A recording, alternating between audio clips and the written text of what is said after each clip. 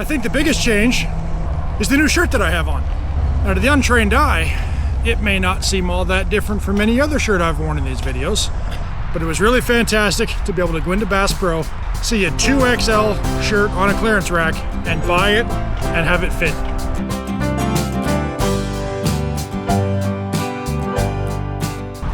Welcome back to another Saturday Real Talk bike ride, and we're back where it all started. We're in Emerald Isle, North Carolina, riding along the trail on a very, very windy day. But the very first video I posted on this channel was titled Day 30. This might be a bad idea. And I filmed it right here on this trail. And that was almost exactly 4 months ago. So I've been looking forward to this video all week, just to take an opportunity to look back over the last 4 months. To really maybe get a measure on what kind of progress we've actually made during this triathlon training journey. And I think the biggest change, the one I should note first, is the new shirt that I have on. Now, to the untrained eye, it may not seem all that different from any other shirt I've worn in these videos. You may have noticed I always wear my Columbia PFG fishing shirts. They're lightweight, they're long sleeve, great for fishing, hanging out, or riding bikes. But this one I have on now, I picked it up last week in Raleigh, North Carolina. We stopped at a Bass Pro on our way out here, and I found it on the clearance rack. Again, to the untrained observer, that might not seem like a big deal, but let me tell you a little insider secret us big guys have to deal with. We don't find clothes on discount racks at big box stores. They simply do not have them. And on the rare chance that we do find a full-priced shirt on the rack in our size, we tend to buy them because they are hard to come by. This is the first Columbia PFG shirt that I haven't had to special order, which means paying full price, and sometimes more than full price. And I hate buying clothes. But it was really fantastic to be able to go into Bass Pro, see a 2XL shirt on a clearance rack, and buy it and have it fit. It also happened a week before that. I took Coach to Walmart to pick up some white t-shirts for a tie-dye project she's working on. And while we were there, I saw some cotton twill Wrangler button-downs on a clearance rack at Walmart. And true to form, the largest size they had was a 2XL. I now have 2 of those shirts because I tried them on and they fit fantastic. So despite the fact that my weight is only about 6 pounds less than what it was last time we were here 4 months ago, and we'll talk about that more in a little bit, I'm comfortably down at least 1 full clothing size,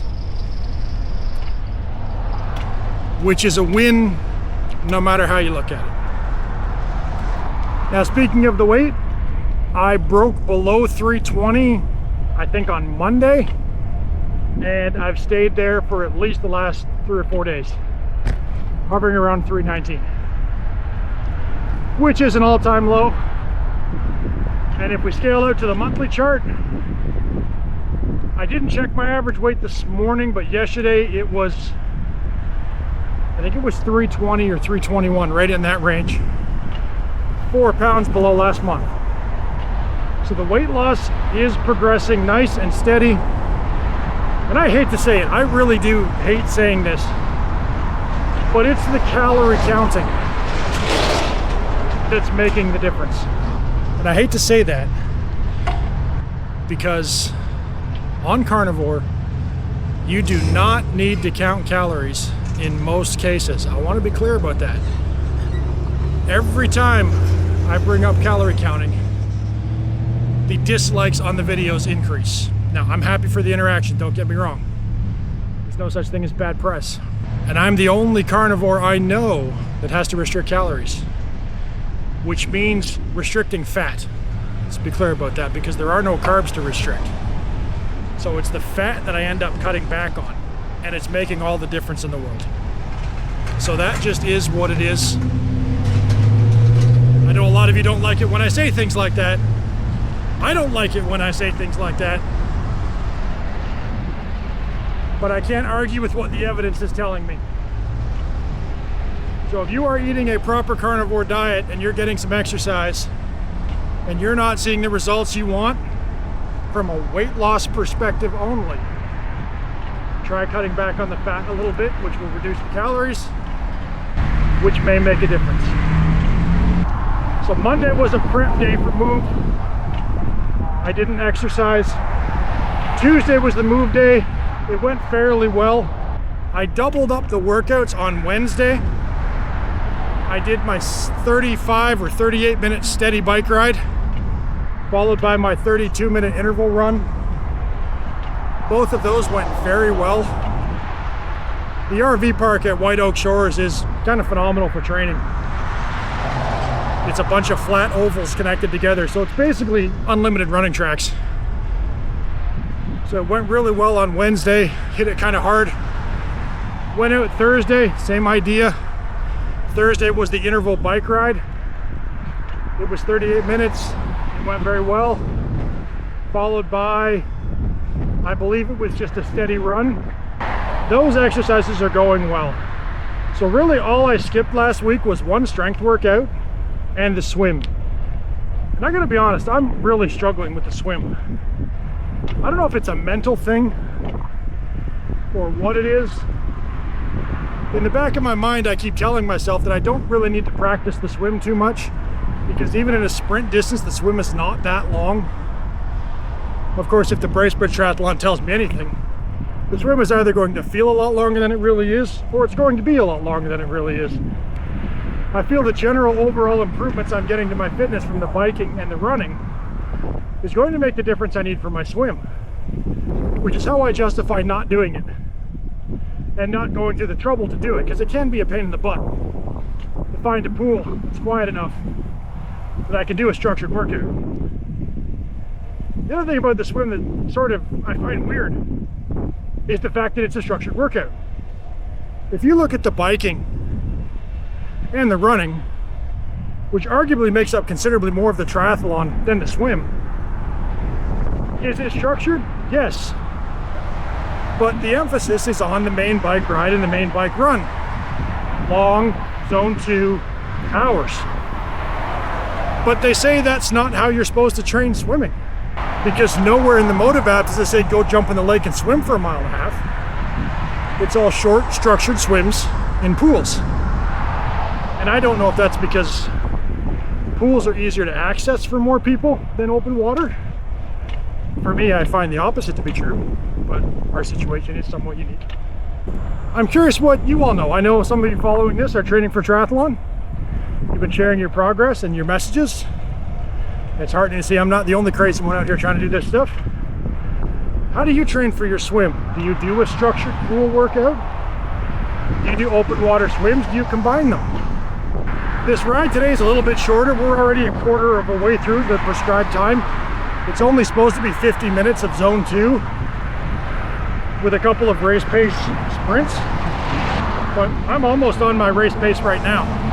This is our first race pace interval, so let's pick up the pace a bit. Let's see if we can get up to 25 kilometers an hour for the 5 minutes that it wants. Oh, we got up to 27.5 kilometers an hour at one point, so I think that went pretty good. Now we get a 5-minute cool down and we get to do it all over again. 27 minutes in, 7.8 kilometers. I think we'll start to make our way back. And we're gonna tackle that brick run, which I'm curious how it's gonna go. Because I remember in the spring, when it came time to do the brick run after the bike ride, just got a message from Jennifer, the kids want to set up a lemonade stand at the RV park. The office said it was okay. Man, I love this RV park. It is just the best RV park that we've been to. Phenomenal, hands down. White Oak Shores, check it out. Wonderful people, wonderful staff. Great spot for families. A lot of our RV parks are anti-family and anti-small children, but this place is great. Anyway, what was I saying? I don't remember. Let's go for a bike ride. I was talking about the brick runs back in the spring, so I'm gonna finish that thought. I remember back in the spring when we were here, when I'd first started this, the brick runs that came after the bike ride, even the short 10-minute ones, I simply could not do. I mean, if I could walk for 3 or 4 minutes after the bike ride, I think we considered that a win.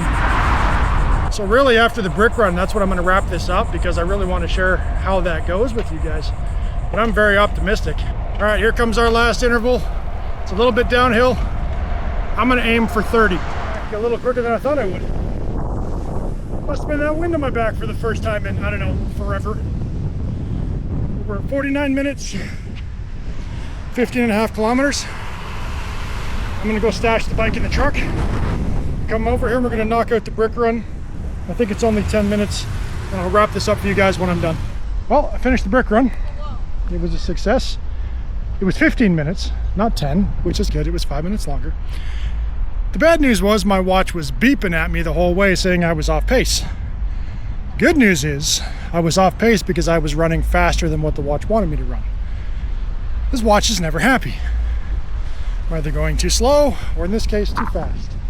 But you know what? I think that's a win. I don't care what the watch says. The run was a success. After the bike ride, a lot of progress has been made since the last time I was here. Just headed into Publix right now to get the stuff for the kids to do their lemonade stand this afternoon. I love raising capitalist entrepreneurs. It's a lot of fun. But if you made it this far in the video, thank you so much for watching again. It's been an incredible 4 months. I hope to keep this journey up. The Miami Triathlon is in just 2 months' time. Things are looking good for it. I'd love to hear from you in the comments below. Let me know what you think of this journey so far. Let me know what you think about anything, really. Let's have some conversations. The biggest problems we have in this country today is people are unwilling to have conversations, especially with those whose opinions they don't share. Feel free to share your contrary opinions with me. I may learn something, and I'd be honored to learn something from you. The philosophy I learned a long time ago is everybody that I meet is my superior in some way, and there's something that I can learn. So if any of you ever catch me not embracing that philosophy, I want you to point it out and let me know. Because I think everybody can teach everybody else at least one thing about life they didn't already know. Anyway, enough philosophy. I need to get some lemonade for the kids. Thanks again for watching.